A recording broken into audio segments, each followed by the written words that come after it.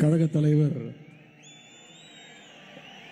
மாண்புமிகு முதல்வர் அவர்களே, கழகத்துடைய முதன்மை செயலாளர் மாண்புமிகு அமைச்சர் அண்ணன் நேரு அவர்களே, கழகத்துடைய துணை பொதுச் செயலாளர்கள் மாண்புமிகு அமைச்சர் அண்ணன் ஐபி அவர்களே, முனைவர் அண்ணன் பொன்முடி அவர்களே, நாடாளுமன்ற உறுப்பினர் அண்ணன் சிவா அவர்களே, அண்ணன் அந்தியூர் செல்வராஜ் அவர்களே, அத்தை கனிமொழி கருணாநிதி அவர்களே, மாண்புமிகு அமைச்சர் அண்ணன் மூப்பே சாமிநாதன் அவர்களே, விருதுநகர் தெற்கு மாவட்ட கழக செயலாளரும் மாண்புமிகு அமைச்சருமான அண்ணன் KKSR ராமச்சந்திரன் அவர்களே, இந்த நிர்வாகிகள் சந்திப்பை இவ்வளவு பிரம்மாண்டமாக ஏற்பாடு செய்து சிறப்பாக நடத்தியிருக்கக்கூடிய விருதுநகர் வடக்கு மாவட்ட கழக செயலாளரும் மாண்புமிகு அமைச்சருமான அண்ணன் திரு தங்கம் தென்னரசு அவர்களே, அமைப்பு செயலாளர் அண்ணன் RS பாரதி அவர்களே, இணை மற்றும் துணை அமைப்பு செயலாளர்களே, நிகழ்ச்சிக்கு வருகை வந்திருக்கக்கூடிய இந்த நிகழ்ச்சியுடைய வெற்றிக்கு பெரும் பங்கு ஆற்றிருக்கக்கூடிய வந்திருக்கக்கூடிய அனைத்து மாண்புமிகு அமைச்சர் பெருமக்களே, வந்திருக்கக்கூடிய அனைத்து மாவட்ட கழக செயலாளர்களே, மாநகர செயலாளர்களே, நாடாளுமன்ற சட்டமன்ற உறுப்பினர்களே, உள்ளாட்சி அமைப்புகளுடைய பிரதிநிதிகளே, கழக இளைஞரணியினுடைய மாநில துணை செயலாளர்கள் சகோதரர் ஜோயல் அவர்களே, சகோதரர் இன்பா ரகு அவர்களே, சகோதரர் இளையராஜா அவர்களே, சகோதரர் அப்துல் மாலிக் அவர்களே, நாடாளுமன்ற உறுப்பினர் சகோதரர் பிரகாஷ் அவர்களே, சகோதரர் பிரபு கஜேந்திரன் அவர்களே, சகோதரர் சீனிவாசன் அவர்களே, சகோதரர் ஆனந்த்குமார் அவர்களே, நன்றி உரையாற்ற உள்ள மாநில துணை செயலாளர் சகோதரர் GP ராஜா அவர்களே, சகோதரர் தனுஷ்குமார் அவர்களே, சகோதரர் கிருஷ்ணகுமார் உள்ளிட்ட வந்திருக்கக்கூடிய அனைத்து மாவட்ட அமைப்பாளர்களே, துணை அமைப்பாளர்களே, மாநகர அமைப்பாளர்களே, மாநகர துணை அமைப்பாளர்களே, கலை நிகழ்ச்சி நடத்திய அண்ணன் இறையன்மன் குத்தூஸ் உள்ளிட்ட புதுகை பூபாலம் உள்ளிட்ட அனைத்து கலைக்குழுவை சேர்ந்தவர்களே, அன்பகம் செந்தில் அவர்களே, அன்பகம் பணியாளர்களே, இங்கு பெருந்திரளாக வந்திருக்கக்கூடிய ஒன்றிய நகர பகுதி பேரூர் கிளை வார்டு பாக அமைப்பாளர்களே, துணை அமைப்பாளர்களே, கழகத்துடைய அனைத்து நிர்வாகிகளே, வெளி மாவட்டங்களிலிருந்து வருகை தந்துள்ள இளைஞரணியினுடைய நிர்வாகிகளே, கழகத்துடைய மூத்த முன்னோடிகளே, முத்தமிழர் டாக்டர் கலைஞர் அவர்களுடைய உயிரினும் மேலான அன்பு உடன்பிறப்புகளே, அத்தனை பேருக்கும் முதற்கனுடைய வணக்கத்தை தெரிவித்துக் கொள்கின்றேன். இன்றைக்கு இளைஞரணியினுடைய தெற்கு மண்டல நிர்வாகிகள் சந்திப்பு மிகுந்த எழுச்சியோடு உற்சாகத்தோடு இங்கே நடைபெற்றுக் கொண்டிருக்கிறது. கடந்த டிசம்பர் மாதம் திருவண்ணாமலையில் வடக்கு மண்டல நிர்வாகிகள் சந்திப்பு மிகச் சிறப்பாக நடத்தி காட்டினோம். ஒரு இயக்கத்தில் இருக்கக்கூடிய ஒரு அணியினுடைய நிர்வாகிகள் சந்திப்பு இவ்வளவு பிரம்மாண்டமாக நடத்த முடியுமா அப்படின்னு ஒட்டுமொத்த இந்தியாவுமே திரும்பி பார்த்துச்சு அந்த திருவண்ணாமலை சந்திப்பை பார்த்து. இன்னைக்கு அந்த சந்திப்பையும் ஓவர்டேக் பண்ற மாதிரி விருதுநகர்ல தெற்கு மண்டல நிர்வாகிகள் சந்திப்பை நாம நடத்தி காட்டி இருக்கின்றோம். இங்க இருக்கக்கூடிய நிர்வாகிகள் உங்களுடைய எழுச்சியையும் மகிழ்ச்சியையும் பார்க்கும்போது இது வெறும் நிர்வாகிகள் சந்திப்பா அல்ல வர இருக்கக்கூடிய தேர்தலுடைய வெற்றி மாநாடுன்னு சொல்ற அளவுக்கு மிகுந்த எழுச்சியோடு நீங்க கலந்து கொண்டிருக்கிறீங்க. பாசத்திற்கும் வீரத்திற்கும் பேர் போன தென் மண்டலத்தில் இருக்கக்கூடிய 10 மாவட்டங்களிலிருந்து 58 தொகுதியிலிருந்து 1,00,000 நிர்வாகிகள் வருகை தந்திருக்கிறீங்க. வந்திருக்கக்கூடிய அந்த 1,00,000 இளைஞர் படைய நிர்வாகிகளை உங்களுடைய சகோதரனாக உங்களுடைய டீம்மேட்டாக வருக வருக என வரவேற்கின்றேன். இப்படி தொடர்ந்து நிர்வாகிகள் சந்திப்பை நடத்துவதற்கு அனுமதி கொடுத்த கழக தலைவர் அவர்களுக்கும் தலைமை கழகத்திற்கும் என்னுடைய நன்றியை நான் தெரிவிச்சுக்கிறேன். இந்த நிர்வாகிகள் சந்திப்பு இவ்வளவு சிறப்பாக நடப்பதற்கு 2 பேர் மிக மிக முக்கிய காரணம். ஒருவர் தமிழ்நாட்டு மக்களுக்கு பட்டா கொடுக்கிறவர், இன்னொருத்தர் தமிழ்நாட்டு மக்களுக்கு நிதியை கொடுக்கிறவர். அவங்க 2 பேருக்கும் நன்றி. இந்த சந்திப்புக்கான பணிகளை மிகச் சிறப்பாக ஏற்பாடு செஞ்ச மாண்புமிகு அமைச்சர் KKSR ராமச்சந்திரன் அவர்களுக்கும் மாண்புமிகு அமைச்சர் அண்ணன் திரு தங்கம் தென்னரசு அவர்களுக்கும் என்னுடைய நன்றி. அதே போல இளைஞரணி நிர்வாகிகள் எல்லாம் ஒருங்கிணைச்சு அழைச்சிட்டு வந்திருக்கக்கூடிய மாண்புமிகு அமைச்சர் பெருமக்கள், மாவட்ட கழக செயலாளர்கள், சட்டமன்ற நாடாளுமன்ற உறுப்பினர்கள், இளைஞரணியினுடைய மாநில துணை செயலாளர்கள், மாவட்ட அமைப்பாளர்கள், துணை அமைப்பாளர்கள், உள்ளாட்சி அமைப்பு பிரதிநிதிகள், உங்க அத்தனை பேருக்கும் மீண்டும் என்னுடைய நன்றியை நான் தெரிவிச்சுக்கிறேன். இந்த விருதுநகர் மாவட்டம் சாதாரண மாவட்டம் கிடையாது. ஆங்கில ஆதிக்கத்தை எதிர்த்து போராடின மருது சகோதரர்களை தந்த மண் இந்த விருதுநகர். எளிமையின் சிகரம் பெருந்தலைவர் காமராஜர் தமிழ்நாட்டுக்கு தமிழ்நாடுன்னு பெயர் சுட்டணும்னு போராடிய மொழிப்போர் தியாகி சங்கரலிங்கனார் திராவிட இயக்க கொள்கைகளை சமரசம் இல்லாம மக்கள்கிட்ட கொண்டு போய் சேர்த்த வாலிப பெரியார் திரு ஏவிபி ஆசை தம்பி, கலைஞருடைய தென்னக தளபதி ஐயா வே தங்கபாண்டியன், இப்படி கழகத்திற்காக உழைத்த ஏராளமான செயல் வீரர்களை கொடுத்த மாவட்டம் இந்த விருதுநகர் மாவட்டம். மறைந்த முன்னாள் மாவட்ட செயலாளர், முன்னாள் அமைச்சர் ஐயா தங்கபாண்டியன் அவர்களுக்கும் எங்களுடைய இளைஞர் அணிக்கும் மிக நெருங்கிய ஒரு தொடர்பு உண்டு, சம்பந்தம் உண்டு. நம்முடைய கழக தலைவர் இளைஞரணியுடைய செயலாளராக இருக்கும் பொழுது இளைஞரணியை உற்சாகப்படுத்தணும், அதிகமா வேலை வாங்கணும்னு, இளைஞரணியை வளர்ப்பதற்கு துணை நிற்பதற்கு எப்பொழுதுமே இளைஞரணிக்கு அதிக முக்கியத்துவம் கொடுத்தவர் தான் ஐயா தங்கபாண்டியன் அவர்கள். அதனால் கலைஞர் அவர்கள் ஐயா தங்கபாண்டியன் அவர்களை அடிக்கடி கேட்டிருக்கிறார், என்ன தங்கபாண்டிய நீ கலைஞர் அணியா இல்ல இளைஞர் அணியான்னு அடிக்கடி கேட்டது உண்டு. அப்படிப்பட்ட தங்கபாண்டியன் அவருடைய வழியில அவருடைய மகன், அவருடைய கொள்கை வாரிசு அண்ணன் தங்கம் தென்னரசு அவர்களும் இன்னைக்கு எங்களுடைய இளைஞர் அணிக்கு பக்கபலமா இந்த நிகழ்ச்சியை நடத்தி காட்டுகிறார். ஆகவே அந்த பெருமையோடும் உணர்வோடும் இந்த மேடையிலே நான் நின்று கொண்டிருக்கின்றேன். இந்தியாவிலேயே ஒரு கட்சியுடைய இளைஞர் அணிக்கு 5 லட்சம் நிர்வாகிகளும் 50 லட்சம் உறுப்பினர்கள் கொண்ட ஒரே இயக்கம் நம்முடைய திராவிட முன்னேற்ற கழகம் என்ற பெருமை நம்முடைய இயக்கத்திற்கு மட்டும்தான் உண்டு. இங்கே அண்ணன் திருச்சி சிவா அவர்கள் பேசும்பொழுது இளைஞரணியை ராணுவத்தோடு ஒப்பிட்டு பேசினார். ஒரு ராணுவத்திற்கு 2 விஷயம் மிக மிக முக்கியம். ஒன்னு ஆர்கனைசேஷனல் ஸ்ட்ரென்த், அதாவது அடிப்படை நிர்வாக ரீதியான கட்டமைப்பு பலம். 2வது ஒபீடியன்ஸ், தங்களுடைய தலைவர் என்ன சொல்றாரோ அதை கட்டளையோடு கட்டுப்பாட்டோடு களத்தில் இறங்கி செஞ்சு காட்டுவது. கழகத்துடைய இளைஞர் அணிக்கோ இது 2 தான் மிக மிக முக்கியமான பலம், முக்கியமான ஸ்ட்ரென்த். மாநிலம், மாவட்டம், ஒன்றியம் முதல் பூத் வரைக்கும் இன்னைக்கு நிர்வாகிகள் கொண்ட ஒரு வலுவான அமைப்பு பலம் நம்முடைய இளைஞர் அணிக்கு உண்டு. அதே மாதிரி கழக தலைவர் அவர்கள் சொல்ற எந்த விஷயத்தையும் உடனடியாக களத்தில் இறங்கி செஞ்சு முடிக்கிற சாமர்த்தியமும் நம்முடைய இளைஞர் அணிக்கு உண்டு.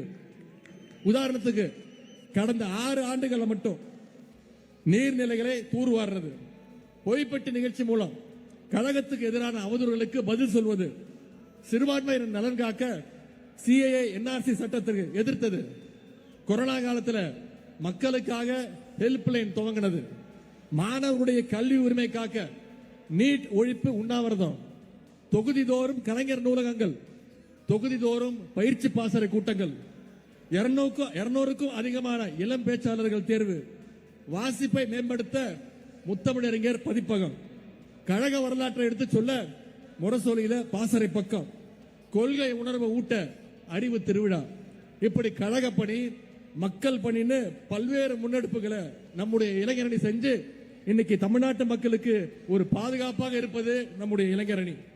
ஆனா எந்த அமைப்பு பலமும் இல்லாம, எந்தவித கட்டுப்பாடும் இல்லாம, கொள்கைனா என்ன, லட்சியம்னா என்னன்னு எதுவுமே தெரியாம வெற்று கூச்சல் போடுகின்ற ஒரு கூட்டம் இன்னைக்கு தமிழ்நாட்டில் சுத்திக்கிட்டு இருக்கு. அவங்களால தமிழ்நாட்டுக்கு எந்த வித பயனும் கிடையாது. இன்னும் சொல்ல போனா அவங்களால அவங்களுக்கே எந்த பயனும் கிடையாது. இத தமிழ்நாட்டு மக்கள் விரைவில் உணர்த்துவாங்க. இன்னைக்கு நம்முடைய திராவிட முன்னேற்ற கழகம் துவங்கப்பட்டு 75 ஆண்டு தாண்டி பவள விழா தாண்டி போயிட்டு இருக்கிறோம். இன்னைக்கு திமுகவுக்கு வயசு 76. ஆனா இன்னமும் அதே இளமையோடும் வீரத்தோடும் போர்க்களத்தில் நிற்குது நம்முடைய திராவிட முன்னேற்ற கழகம். அப்படிப்பட்ட நம்முடைய கழகத்துடைய சோல்ஜர்ஸை ட்ரெயின் பண்ணி அனுப்புற அணிதான் நம்முடைய இளைஞர்ங்கிறத நீங்கள் உணர வேண்டும். நம்முடைய கழக தலைவர் அவர்கள் இளைஞர் திமுக துவங்கினார், 15 வயசுல துவங்கினார். அந்த இளைஞர் அணிக்கு விதை போட்டார். அன்னைக்கு இந்த அணிக்கு பேரு கோபாலபுரம் இளைஞர் திமுக. கோபாலபுரத்தில் ஆரம்பிச்ச இளைஞரணியோட திமுக இன்னைக்கு தமிழ்நாட்டுடைய கோட்டையில நம்முடைய தலைவர் அவர்களை உட்கார வச்சிருக்கு. கலைஞர் அவர்கள் அடிக்கடி சொல்வார், என்னுடைய மூத்த பிள்ளை முறை சொல்லி அப்படின்னு. அதே மாதிரி நம்ம தலைவருக்கு மூத்த பிள்ளை எதுன்னு கேட்டீங்கன்னா நம்முடைய இளைஞர் அணி தான். இன்னொரு வரலாற்று சிறப்புமிக்க நிகழ்ச்சியை இங்கே நான் உங்களோடு பகிர்ந்து கொள்ள விரும்புகின்றேன். நம்முடைய கழக தலைவர் அவர்கள் 1976 ஆண்டு இதே பிப்ரவரி மாசம் மிசா சட்டத்தில் கைது செய்யப்பட்டார். இல்ல சொன்ன மாதிரி இப்ப சரியா 50 ஆண்டுகள் ஆகின்றது தலைவர் அவர்கள் மிசா சட்டத்தில் கைது செய்யப்பட்டு. அன்னைக்கு ஒரு இளைஞரா சிறைக்கு போன நம்முடைய கழக தலைவர் அவர்கள் வெளியே வரும்பொழுது ஒரு பண்படுத்தப்பட்ட ஆற்றல் மிகு ஒரு தலைவரா வெளில வந்தார். அன்னைக்கோ இதே துணிச்சலோடு, இன்னைக்கோ அதே துணிச்சலோடு வீரத்தோடு பாசிச சக்திகளை எதிர்த்து நிற்கிறார். அது மட்டும் இல்ல, அப்போதும் இப்போதும் எப்போதும் மக்களோடு மக்களாக நிற்கின்ற, களத்தில் நிற்கின்ற ஒரு இயக்கமாக, களத்தில் நிற்கின்ற ஒரு தலைவராக நம்முடைய தலைவர் அவர்கள் இருக்கின்றார். அதனாலதான் இன்னைக்கு திமுகவுக்கும் நம்முடைய முதலமைச்சர் கழக தலைவருக்கும் மக்கள் செல்வாக்கு ஒவ்வொரு நாளும் இன்க்ரீஸ் ஆகிக்கிட்டே போயிட்டே இருக்கு. அதனால சங்கிகளுக்கு நம்ம மேல எப்ப பார்த்தாலும் ஒரு எரிச்சல், ஒரு கோபம். இது நாள் வரைக்கும் தமிழ்நாட்டு பக்கம் எட்டி பார்க்காத திரு நரேந்திர மோடி அவர்கள், பாரத பிரதமர் அவர்கள் இப்போ தமிழ்நாட்டை நோக்கி வர ஆரம்பிச்சிருக்கிறார். என்ன காரணம்? தேர்தல் வந்தோடனே அவருக்கு தமிழ்நாடு ஞாபகம் வந்துடும். இனிமே மோடியை பிடிக்க முடியாது. அடிக்கடி தமிழ்நாட்டுக்கு வருவார், திருக்குறள் சொல்லுவார், கடலுக்கு அடியில போய் தியானம் எல்லாம் பண்ணுவார். தமிழ்நாட்டுக்கு வந்திருந்தார். என்ன சொன்னாரு? தமிழ்நாட்டுக்கு டபுள் இன்ஜின் சர்க்கார் வேணும் அப்படின்னு சொன்னார். திரு பிரதமர் மோடி அவர்களே, நாங்கள் திராவிட மாடல்ங்கிற சிங்கிள் இன்ஜினை வச்சு ஏற்கனவே டபுள் டிஜிட் growth 11.19% growth எட்டிட்டோம். நீங்க சொல்ற அந்த டபுள் இன்ஜின் டப்பா இன்ஜினை வச்சுக்கிட்டு பீகார், உத்தரப்பிரதேச மாநிலங்கள் இன்னும் 6% வளர்ச்சியை கூட நீங்க தொடல. தமிழ்நாடு அடைஞ்சிருக்கிற வளர்ச்சியில பாதியை கூட நீங்க தொடர. பொதுவா தேர்தலை எல்லாரும் என்ன சொல்லுவாங்கன்னா ஜனநாயக திருவிழா அப்படின்னு சொல்லுவாங்க. ஒரு திருவிழாவில் என்னெல்லாம் இருக்கும்? வான வேடிக்கை நடக்கும், மக்கள்லாம் உற்சாகமா இருப்பாங்க, எல்லாரும் சேர்ந்து மகிழ்ச்சியா கொண்டாடுவாங்க. அப்படிப்பட்ட ஒரு அணியாகத்தான் நம்முடைய தலைவர் தலைமையிலான மதச்சார்பற்ற முற்போக்கு கூட்டணி ஒரு அணியாக, மகிழ்ச்சியான அணியாக இன்றைக்கு இருக்கிறது. அதே மாதிரி திருவிழா நேரத்தில் புது புது கடைகள்லாம் போடுவாங்க. மக்களை கூப்பிட்டு பொய் விளம்பரம் சொல்லி பொய் வியாபாரம்லாம் பண்ணுவாங்க.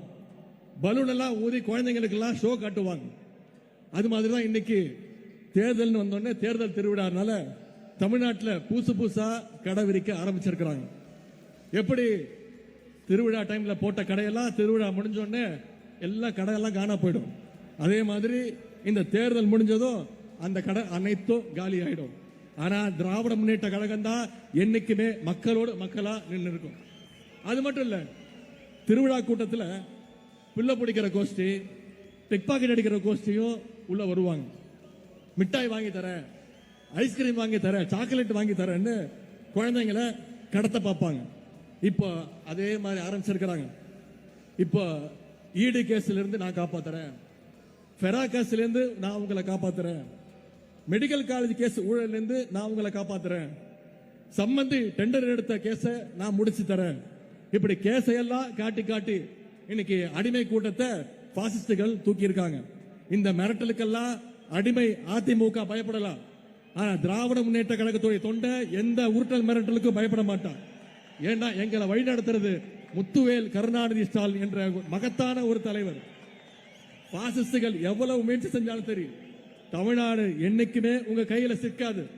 ஏன்னா எங்க தலைவர் அடிக்கடி சொல்வது மாதிரி தமிழ்நாடு என்னைக்குமே டெல்லிக்கு அவுட் ஆஃப் கண்ட்ரோல் தான். சமீபத்தில் ஒன்றிய அரசு பட்ஜெட் தாக்கல் பண்ணாங்க. வழக்கம் போல தமிழ்நாட்டுக்கு எந்த திட்டத்தையும் தரல. இதுல என்ன கொடுமைனா, ஒன்றிய நிதி அமைச்சர் நிர்மலா சீதாராமன் அவர்கள் பட்ஜெட்டை படிச்சு முடிக்க கூட இல்லை. அதுக்கு முன்னாடியே தமிழ்நாட்டில் இருக்கக்கூடிய எதிர்க்கட்சி தலைவர் திரு எடப்பாடி பழனிசாமி அவர்கள் வாழ்த்து சொல்றாரு. என்ன மிகச்சிறந்த பட்ஜெட், சிறப்பான பட்ஜெட் அப்படின்னு. பட்ஜெட்டே படிச்சு முடிக்கல. நீங்க கேள்விப்பட்டிருப்பீங்க முரட்டு பக்தர்கள், முரட்டு தொண்டர்கள். ஆனா முரட்டு அடிமை கேள்விப்பட்டிருக்கீங்களா? திரு எடப்பாடி பழனிசாமி அவர்கள் தான் இந்தியாவிலே இப்ப மிகப்பெரிய முரட்டு அடிமை. அது மட்டும் இல்ல, மோடி தமிழ்நாட்டுக்கு வந்தோடனே சூரியன் மறைஞ்சிருச்சு அப்படின்னு சந்தோஷப்படுறார். நம்ம தலைவர் சொன்னாங்க, கால்களை மட்டுமே பார்த்துட்டு இருந்தீங்கன்னா மேல பார்த்தா தானே உங்களுக்கு சூரியன் தெரியும்னு தலைவர் சொன்னாங்க. உடனே திரு எடப்பாடி பழனிசாமி அவர்களுக்கு கோவம் வந்துருச்சு. என்ன தெரியுமா சொல்றாரு? காலை பார்த்து நடந்தாதான் நாங்க நேரா பார்த்து நடக்க முடியும், காலை பார்த்தாதான் நேரம் நடக்க முடியுமா அப்படின்னு ரொம்ப அறிவுபூர்வமா கேட்டார். திரு எடப்பாடி பழனிசாமி அவர்களே, தலையை நிமிர்ந்து பாதையை பார்த்து நடந்தீங்கன்னா தான், வழியை பார்த்து நடந்தாதான் நேரம் நடக்க முடியும். நீங்க திரு மோடியுடைய காலையும் திரு அமித்ஷாவுடைய காலையும் பார்த்துட்டே நடந்தீங்கன்னா உங்களை மாதிரி முட்டு சந்தில தான் போய் நிக்க முடியும். இவ்வளவு நாளா அதிமுக பாஜகவுடைய கிளையா இருந்துச்சு. இன்னைக்கு அதிமுக பாஜகவோட இலையா மாறிடுச்சு. தமிழ்நாட்டில் 10 தோல்வி பழனிசாமியும் மொத்த தோல்வி மோடியும் என்னதான் கூட்டணி வச்சாலும் தமிழ்நாட்டுக்குள்ள உங்களை ஒருபோதும் தமிழ்நாட்டு மக்கள் அனுமதிக்க மாட்டாங்க. கழக இளைஞர்கள், நம்முடைய இளைஞரணி தம்பிமார்கள் எப்படிப்பட்டவங்கன்னு பேரறிஞர் அண்ணா அவர்கள் அவரே சொல்லியிருக்கிறார். இந்தி திணிப்புக்கு எதிரான போராட்டம் பண்ணப்போ கழக இளைஞர்கள் மீது தடியடி, துப்பாக்கி சூடுன்னு பல்வேறு தாக்குதல்கள் நடத்துறாங்க. அப்போ அண்ணா சொன்னாரு, உங்களோட தடி அடியால துப்பாக்கியால சாதிக்க முடியாத இளைஞர் கூட்டத்தை நான் என்னோட சுட்டு விரல் காட்டினா தமிழ்நாட்டு இளைஞர் பட சாதிக்கும் அப்படின்னு பேரறிஞர் அண்ணா சொன்னார். தலைவர் அவர்களே, அண்ணா சொன்னது சுட்டு விரல், நான் சொல்றேன் சுட்டு விரல் தேவையில்லை உங்களுக்கு. நீங்க கண்டு அசைச்சா போதும், இங்க இருக்கக்கூடிய இளைஞர் பட நீங்க சொல்றத செஞ்சு காட்டும்.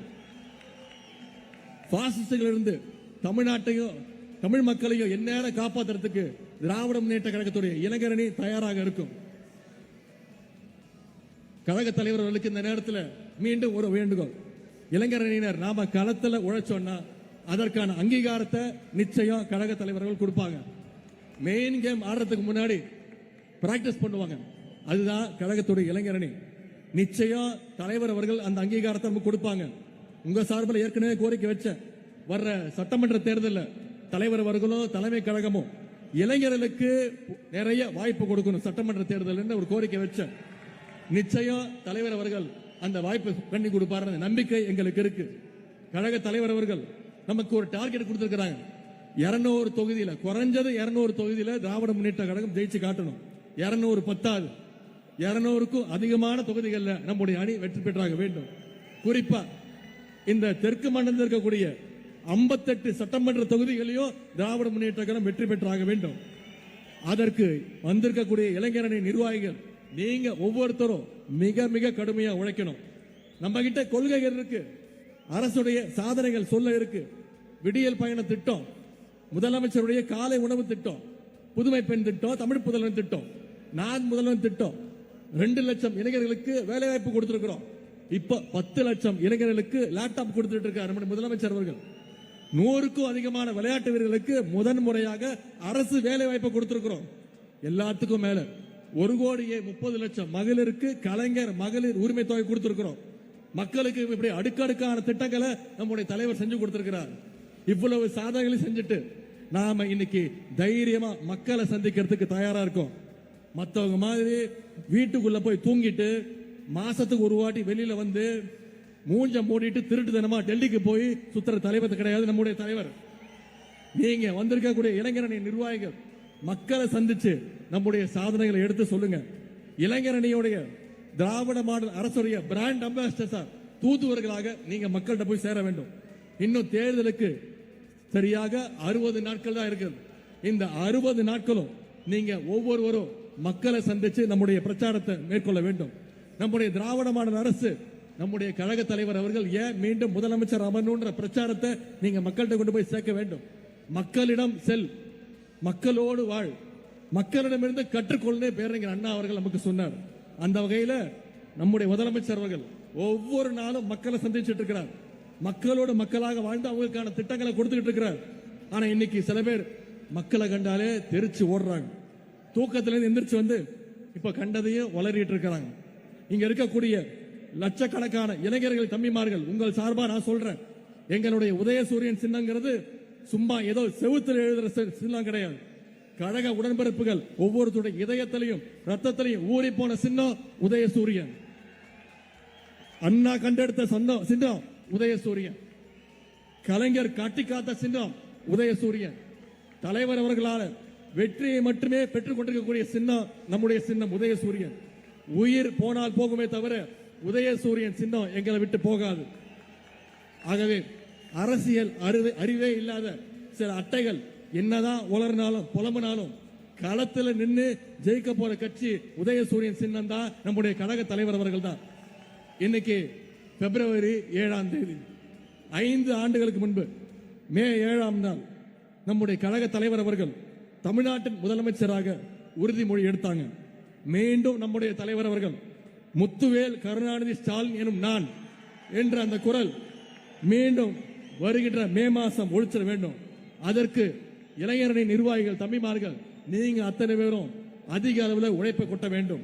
அதற்கான உறுதியை சபதத்தை இந்த நிர்வாகிகள் சந்திப்பில் நாம் ஏற்போம். இளைஞர் அணியினர் விருதுநகரில் கூடினாங்க, கழகத்துடைய வின்னிங் கவுண்ட் டவுனை ஸ்டார்ட் பண்ணாங்க அப்படின்னு வரலாறு சொல்லட்டும். நன்றி, வணக்கம்.